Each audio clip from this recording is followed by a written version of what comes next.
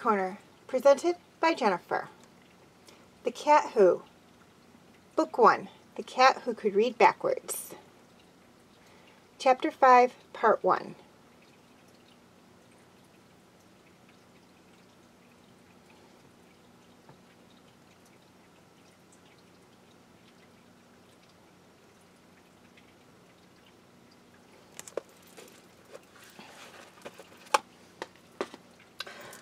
Qwuilleran spent Tuesday morning at the Board of Education building, viewing an exhibition of the school's children's art. He hoped to write something tenderly humorous about the crayon sailboats floating in the sky and the purple houses with green chimneys, the blue horses that looked like sheep, and the cats. After his venture into the uncomparable world of juvenile art, Qwuilleran returned to the office in a state of content detachment. His arrival in the features department caused unnatural silence. Typewriters stopped clattering. Heads that had been bent over proofs were suddenly raised. Even the green telephones were respectfully quiet. Arch said, "We've got news for you, Jim. We called Mount Clemens to make an appointment for you, and he wants you to go tomorrow night. To dinner." "Huh? Aren't you going to faint? The rest of the department did." "I can see the headline now," Qwuilleran said. "Critic poisons reporter's soup." "He's supposed to be a great cook," Arch said. "A real gourmet. If you're lucky, he'll postpone the arsenic until dessert. Here's his address." At 6 o'clock Wednesday night, Qwuilleran took a cab to 26 Mayhem Palace. The address was in an old section of town, once a fashionable neighborhood of stately homes. Most of them had become cheap rooming houses or quarters for odd business enterprises. There was a mender of antique porcelain, for example. Qwuilleran guessed he was a bookie. Next door was an old coin shop, probably a front for a dope ring, and for the manufacture of burlesque costumes. There was no doubt in Qwuilleran's mind as to the real nature of the establishment. In the midst of it all, one proud and plucky townhouse was making a last stand. It had a respectable residential air. It was tall for its width, with primly Victorian, even to the ornamental iron fence. This was number 26. Qwuilleran dodged a pair of neighborhood drunks catering down the sidewalk and walked up the stone steps to the small portico, where 3 mailboxes indicated the building had been made into apartments. He smoothed his mustache, which was lively with curiosity and anticipation, and rang the bell. A buzzer unlocked the front door, and he walked into a tiled floor vestibule. Before him was another door, also locked, until a buzzer of another tone released it. Qwuilleran stepped into a partially but dimly lit entrance hall that enveloped him with its furnishings. He was aware of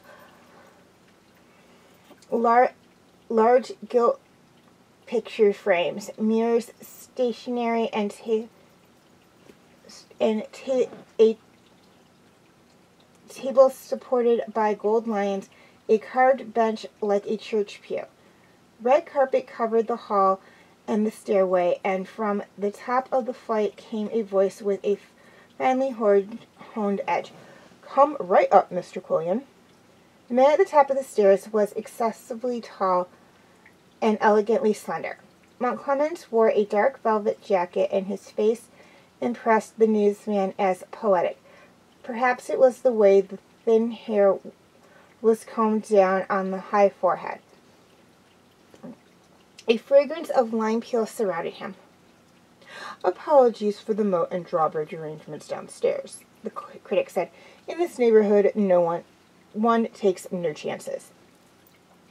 He gave Qwuilleran a left-handed shake and ushered him into the living room unlike anything the newsman had ever seen. It was crowded and shadowy.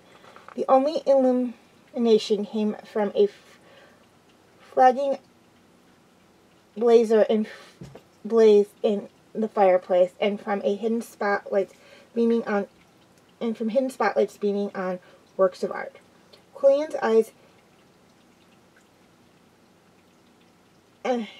entomized marble busts, Chinese vases, many gilded picture frames, and bronze warriors, and some crumpled wood carvings of angels. Crumbling wood carvings of angels.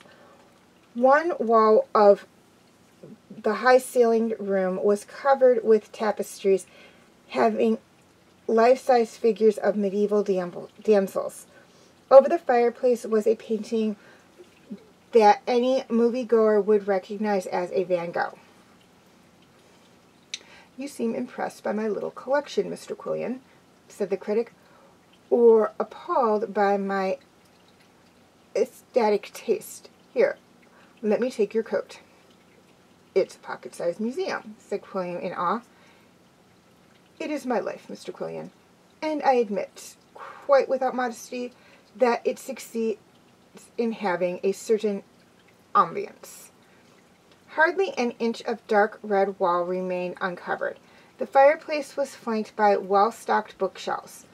Other walls were stacked to the ceiling with paintings. Even the red carpet, which had a luminescence of its own, was crowded with oversized chairs, tables, pedestals, a desk, and a lighted cabinet filled with small carvings.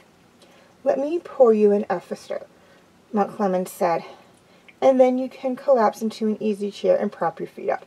I would avoid anything stronger than sherry or Javant before dinner, because I am rather proud of my culinary skills, and I would prefer not to paralyze your taste buds." "I can't have alcohol," said Qwuilleran, "so my taste buds are always in a first-class condition." "Then how about a lemon and bitters?" When Clemens was out of the room, Qwuilleran became aware of other details.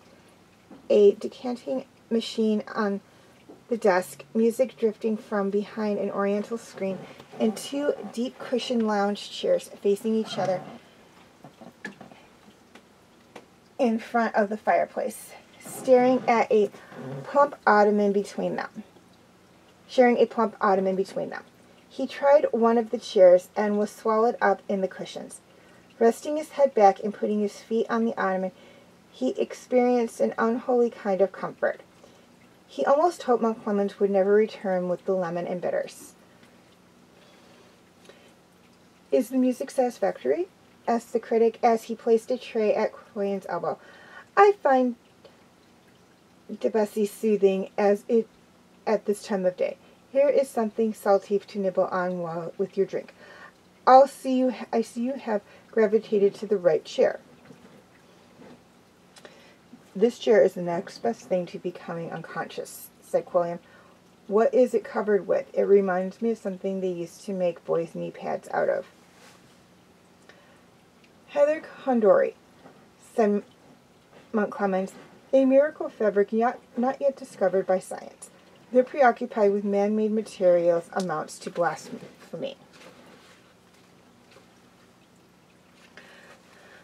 "I'm living in a hotel where everything is plastic. It makes an old flesh and blood character like me feel obsolete. As you can see by looking around you, I ignore modern technology." "I'm surprised," said Qwuilleran. "In your reviews you favor modern art, yet everything here is—" He couldn't think of a word that sounded complimentary. "I beg to correct you," said Clemens. He gestured grandly towards a pair of lavender doors. "In that closet is a small portion of 20th century art, under ideal conditions of temperature and humidity. Those are my investments, but these paintings you see on the walls are my friends. I believe in the art of today and as an expression of its time. but I choose to live with the mellowness of the past. For the same reason, I am attempting to preserve this fine old home.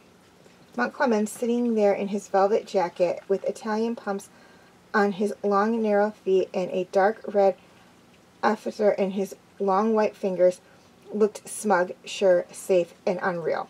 His nasal voice, the music, the comfortable chairs, the warmth of the fire, and the dimness of the room were making Qwuilleran drowsy. He needed action. "Mind if I smoke?" he said. "Cigarettes are in the connoisseur box at your elbow." "I use a pipe." Qwuilleran searched for his quarter-bend bulldog and his tobacco pouch and his matches, and commenced in the ritual of lighting up. As the flame from his match flared in the dark room, he jerked his head to the side. He stared at the bookshelf. He saw a red light. It was like a signal. No, it was 2 red lights, blazing red, and alive. Qwuilleran gasped.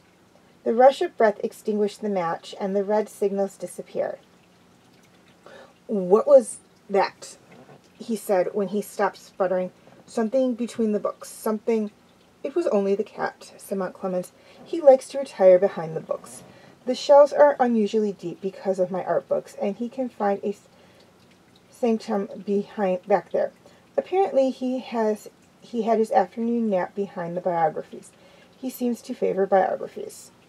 "I never saw a cat with blazing red eyes," said Qwuilleran. "You will find that a characteristic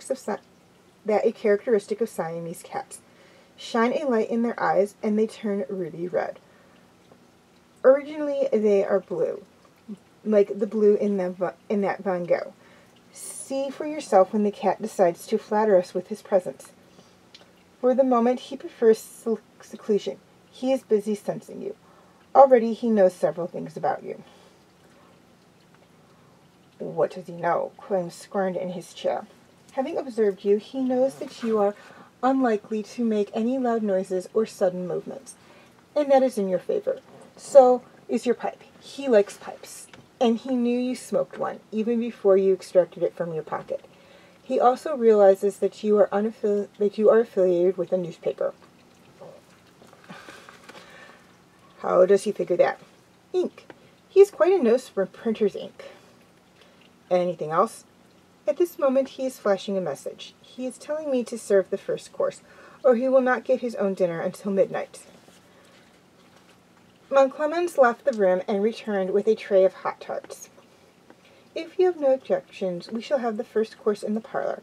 I have no servants, and you must forgive me if I employ a few informalities." The crust was flaky. The filling was tender custard flecks with cheese and spinach. Qwuilleran savored each mouthful. "You may wonder," said the critic, why I prefer to manage without servants. I have a morbid fear of robbery, and I want no strangers coming into the house and discovering the valuables I keep on the premises. Please be good enough not to mention my collection downtown." "Certainly, if that's the way you feel." "I know how you newspaper people function. You are purveyors of news by instinct and by habit." "You mean we're a bunch of gossips," said Qwuilleran admirably, enjoying the last forkful of cheese custard and wondering what would come next. "Let us simply say that a great deal of information, correct or otherwise, is exchanged over the tables at the press club. Nevertheless, I feel I can trust you." "Thank you." "What a pity you don't drink wine. I had planned to celebrate this occasion by opening a bottle of Chateau Clos de Fèvre 45. It was a great vintage, very slow in maturing, even better than the 28s. "Open it anyway," Qwuilleran said. "I'll enjoy watching you enjoy it, honestly." Montclemens' eyes sparkled. "I need no further encouragement, and I shall pour you a glass of Catawba grape juice. I keep it in the house. For him." "Who?" "Koko." Qwuilleran's face went momentarily blank. "The cat," said Montclemens. "Forgive me for forgetting you have not been formally introduced. He is very fond of grape juice, especially the white, and nothing but the best. He is a connoisseur. He sounds like quite a cat, said Qwuilleran. A remarkable creature. He has cultivated an appreciation for certain periods of art, and although I disagree with his choice, I admire his independence. He also reads newspaper headlines, as you will see when the late edition arrives. And now I believe you are ready for the soup. The critic drew aside some dark red velvet curtains.